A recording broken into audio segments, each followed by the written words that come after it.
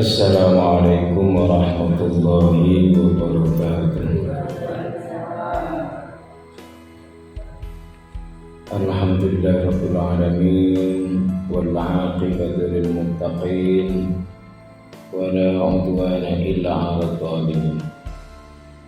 Asyhadu an la ilaha illallah wahdahu la syarika lah wa asyhadu anna nabiyyana Muhammadan 'abdullahi wa rasuluh. Sallallahu ala Muhammadin nabiyil ummi. Fa inna asdaqal hadits kitabullahi wa khairal hadi hadi Muhammadin sallallahu alaihi wasallam. Wa syarrul umuri muhdatsatuhah. Subhanaka la ilma lana illa ma 'allamtana innaka antal alimul hakim wa tub 'alaina innaka antat tawwabur rahim wa 'allimna min ladunka 'ilman nafi'an ya dzal jalali wal ikram. Rabbi zidni 'ilman wa wasi' fi rizqi wa barik fi ma razaqtani waj'alni wajihan fid dunya wal akhirah wa minal muqarrabin. Jama'atul hadirin rahimakumullah, segala puji dan syukur hanya untuk Allah Subhanahu wa taala. Alhamdulillah, hingga kesempatan kali ini saya Bapak Ibu sekalian masih diberi kemudahan, keringanan, kesadaran oleh Allah Subhanahu wa taala untuk menunaikan ibadah-ibadah, khususnya ibadah yang fardu dan umumnya ibadah yang sunnah. Ramadan ini full puasa. Tentu saja Bapak Ibu sekalian, ketika berbicara tentang puasa ini melatih kita supaya sabar, melatih kita jujur, melatih kita disiplin, dan timbul dalam diri kita yang namanya kepekaan sosial. Mohon izin Bapak Ibu sekalian membacakan satu ayat. Sebenarnya saya ingin membaca satu halaman ning kesuwen mungkin setunggal ayat mawon. A'udzu billahi minasyaitonir rajim. Bismillahirrahmanirrahim. Wa laqad yassarnal qur'ana lidzikri fahal min muddakir.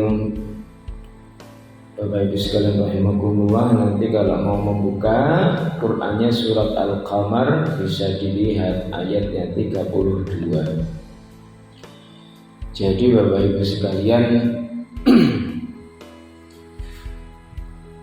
ya kalau ada kata Al-Quran berarti tema kita pada kesempatan petang hari ini adalah Al-Quran.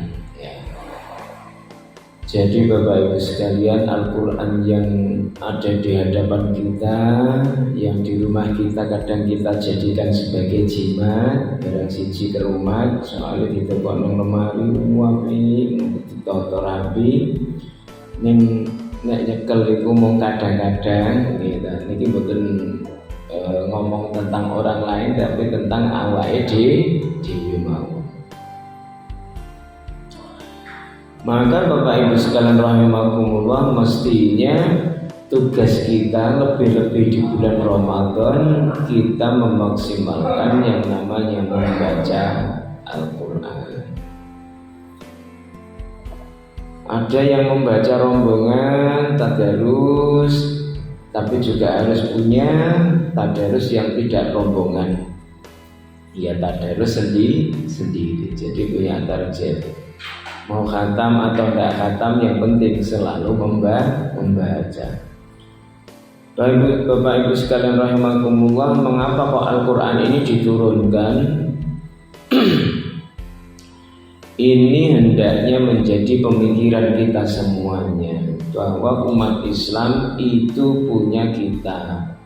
bahwa umat Islam punya yang namanya pegangan hidup. Maka tentu kalau kita berbicara tentang Al-Quran, sebelum kita ngomong lebih jauh Bapak Ibu sekalian, yang namanya Al-Quran ini adalah kalamullah, jadi firman Allah, ya. Jadi Bapak Ibu sekalian, ayat-ayat yang kita ketemukan di dalam Al-Quran ini semuanya adalah firman Allah yang Nabi kita Muhammad Sallallahu Alaihi Wasallam menerima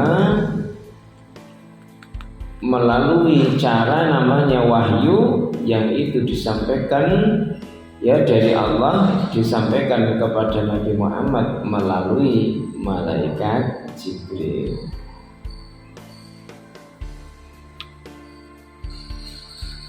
Bapak Ibu sekalian rahimakumullah.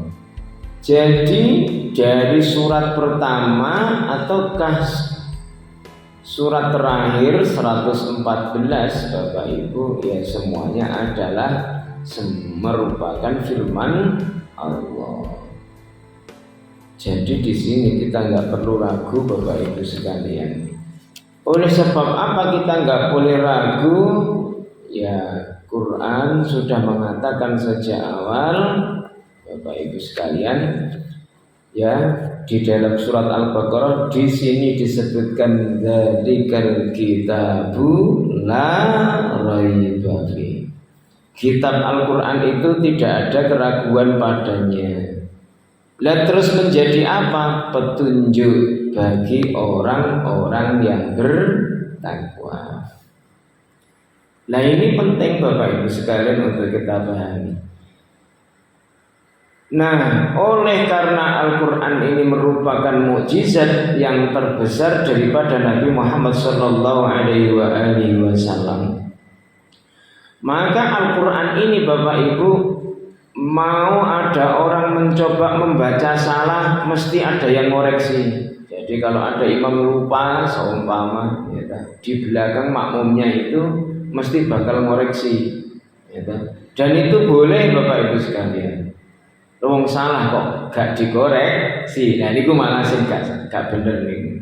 Jadi kalau ada kesalahan ya harus dikoreksi, dibetulkan, sing bener sing ndi. Ya. Nah, ketika Al-Quran menjadi mukjizat Nabi kita Muhammad Sallallahu Alaihi Wasallam, Bapak Ibu, Allah sendiri yang menjaga Al-Quran. Meskipun ada banyak hafid dan seterusnya, mereka menjaga hafalannya sendiri, tetapi Allah sendiri menjaga Al-Quran itu. Dawuh Allah Subhanahu wa taala, inna nahnu nazzalna dzikra wa inna lahu lahafidun. Sesungguhnya kami yang menurunkan Al-Quran dan sesungguhnya kami pula yang menjaganya.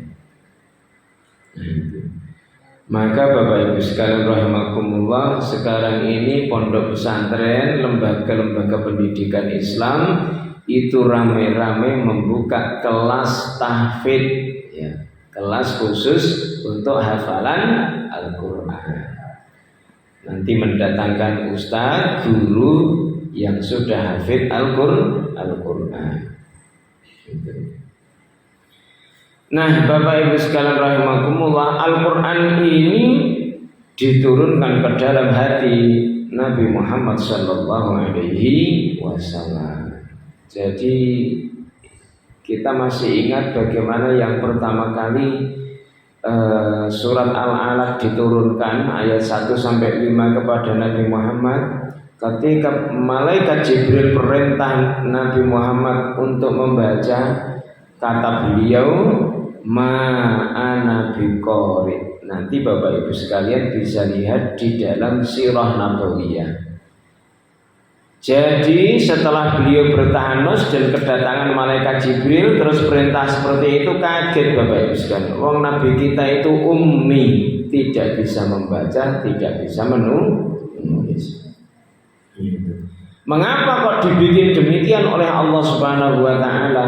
Supaya masyarakat pada waktu itu tahu, sadar